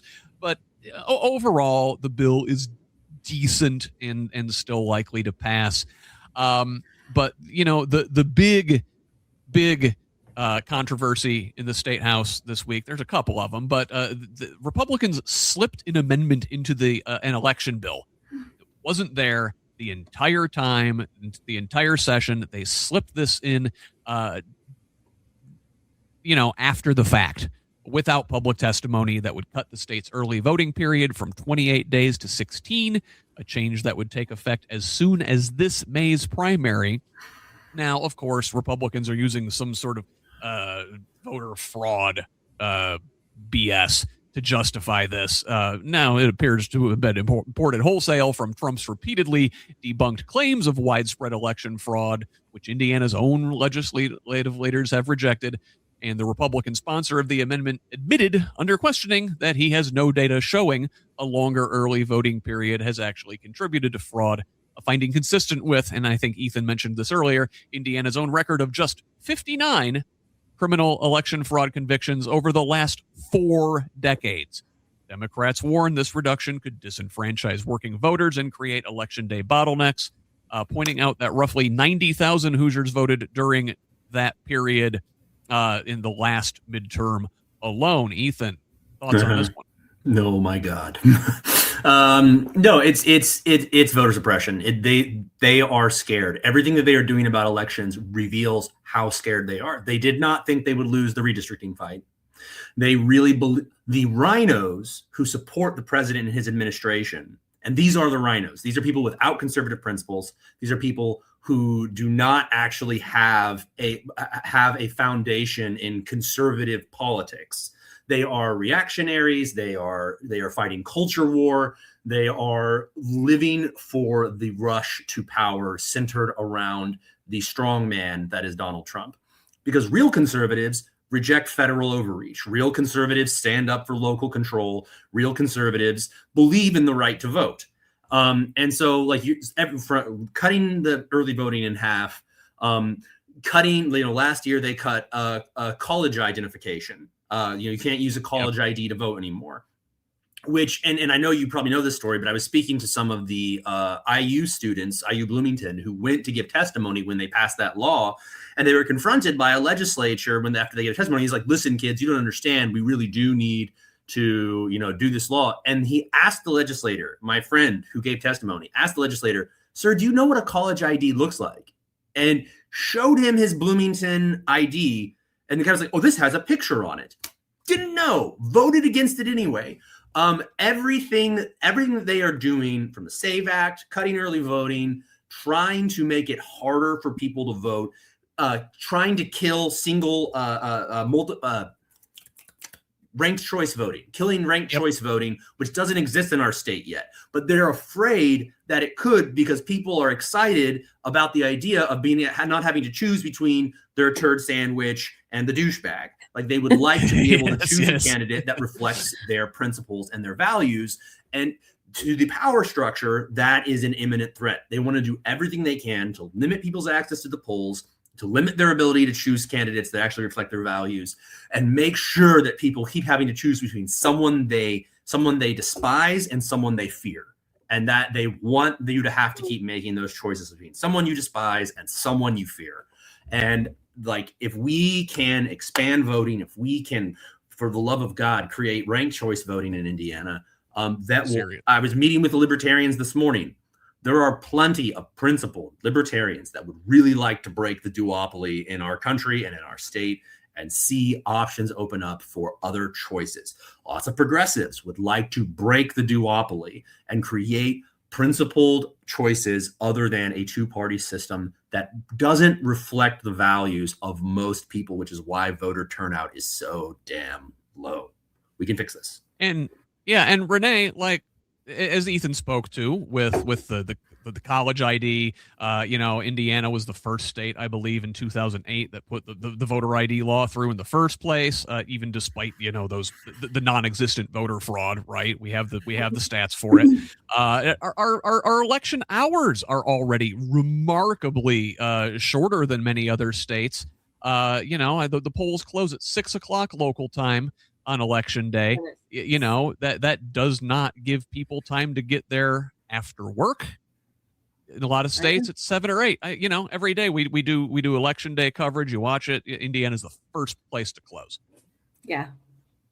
So a couple things. How do we change that? What is the checklist that has to happen to get change, right?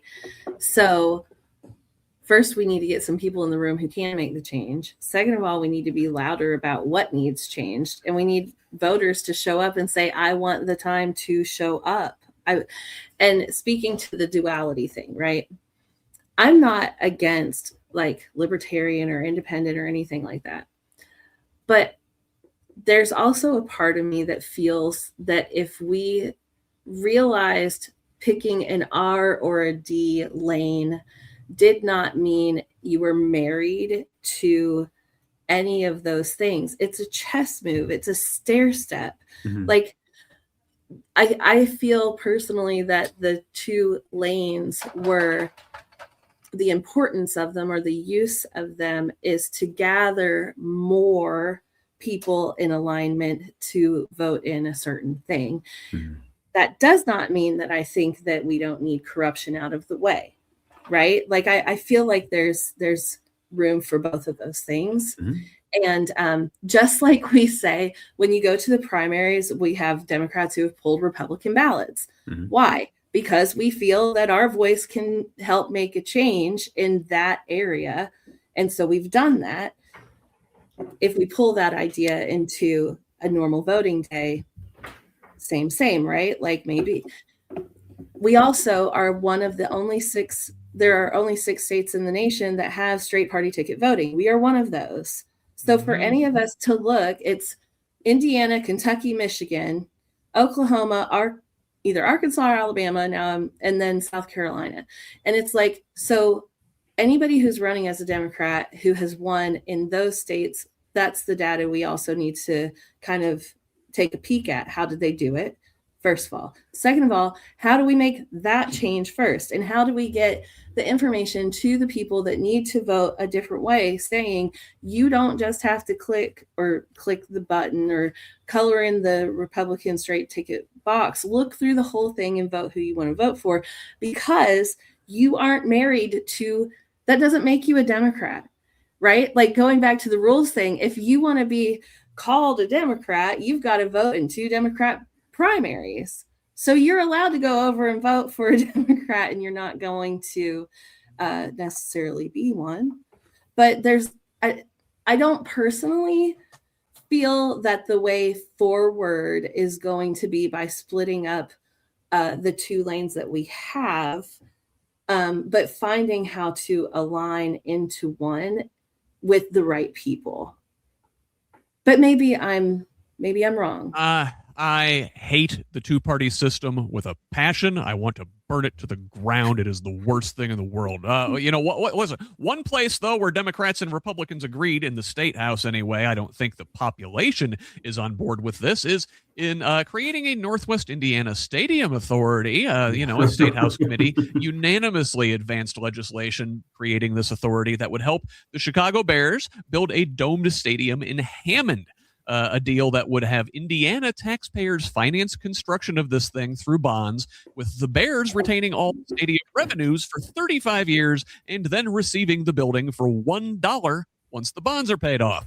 It's a structure, that should raise eyebrows given the overwhelming evidence that public stadium financing rarely delivers promised economic returns, and the Bears aren't even committing to the move. They're simultaneously stringing along Illinois officials who say negotiations there remain active, using the Indiana legislation as leverage in a 3-year saga that has seen the team pivot repeatedly between staying in the city, suburban Arlington Heights, and now in Indiana in Hammond. The proposed site is a golf course built over an old industrial landfill within steps of an oil refinery. Sounds like a lovely neighborhood. The team has not released renderings. Listen, I'm a Bears fan. Bears. I do not want any part of this. I'm a Northwest. I grew up in Northwest Indiana.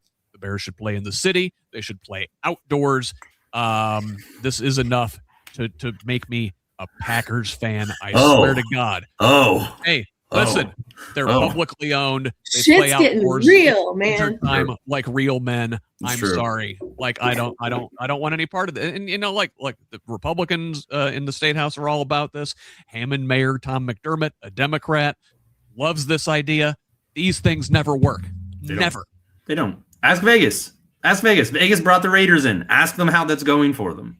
Like it is a huge financial black hole. Like it always is. It always is. Money. Yeah. Money. Yep. Money. And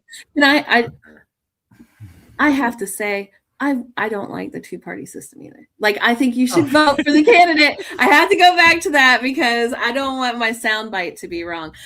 I think you should vote for the person with integrity. I get what you're saying. And I'll just throw on there as well that, like, I believe that breaking the two-party system will make the two main parties stronger. Yeah, I believe it will. Like, because if they can no longer depend on, well, you're gonna go with the other side, then they're gonna have to actually make an appealing platform. They're gonna actually have to do what voters want them to do. Go ahead. And voters across the spectrum, I think, are you're right. But voters across the spectrum, I think, the real people, not just the party apparatchiks, want to see this thing. Yep. Like we mentioned, Democrats are split. Republicans have their own internal divisions. People would vote for. It would have a moderating influence in general to have ranked choice voting. Now, we do have to move on to our last story of the day, as we only have a few minutes left this week. So, listen, all of this is going on. We talked about the authoritarianism. We talked about the Epstein file. We talked all the bad stuff in the national news, all the bad stuff going on in Indiana. Well, growing up in this time, not pleasant. And the stats are saying so. So we saw a breakdown in this year's State of the Child. This was released, I want to say, by Indiana Youth Institute. Indiana ranks 25th nationally in overall child well-being, according to the latest Kids Count data book. With the state showing improvement in education, driven by record high graduation rates and improved early literacy scores. The irony that I can't read while trying to talk about literacy. Significant challenges, though, remain. Youth suicides increased. 1 in 5 children lack consistent access to nutritious food. And while reports of persistent sadness and suicidal thoughts declined, mental health concerns persist, with social media identified as a contributing factor. Now, along those lines, state lawmakers are hashing out a proposed social media restriction for kids, racing to salvage this bill in the final week of the session after a procedural dispute sent the legislation back to square one. Senate President Pro Tem Rod Bray says he's optimistic a plan requiring parental consent for minors 16 and under to access social media will still pass, with lawmakers also working to bulletproof it against the First Amendment challenges that have sunk similar laws in other states. All this happens in the backdrop. Monday, hundreds of students descended on the State House to advocate on a variety of issues affecting young people, with bullying front and center. Of course, the visit was carried by bitter irony. The two bills they came to support, one that would have redefined bullying to make it more reportable, and another that would have created local prevention committees and given families a path to appeal unresolved cases beyond their school district, never received a hearing. The kids getting a tough lesson in how government really works. You know what Indiana lawmakers really want for the kids? To put them to work. They're moving to eliminate the state's youth employment system, a database that tracks employers and minors on their payrolls, despite warnings from the Department of Labor that doing so would reduce the efficiency of inspections for child labor law compliance. The change, pushed by Senator Linda Rogers, who owns a golf course registered to employ minors and previously sponsored bills expanding teen work hours and lowering the alcohol service age, comes as Indiana has steadily weakened child labor protections since 2019, and child labor violations involving hazardous jobs hit a 9-year high in 2023. Now, supporters are arguing reporting requirements are burdensome to employers who might otherwise hire more teens. You know, things like the meatpacking industry. Right? Oh yeah, the world's tiniest violin. Ethan, they really want these kids, in the mines. It seems like. Yeah, and I mean, this is speaking as somebody who started working when I was 16 years old. I was working for a family business when I was 16 years old, right? I was in carpet cleaning. We are admitting that we are trying to shut down kids' hopes and dreams. Like, we're like, get a job, you bum. Like, you're 15 years old. What are you doing with your life? You could serve booze. You should be serving booze. You're 15 years old. You're a grown up. Like, you should be working at this golf course, serving these retirees alcohol. Like, what are we talking about here? It is a loss of what childhood. And to be clear, teens are children.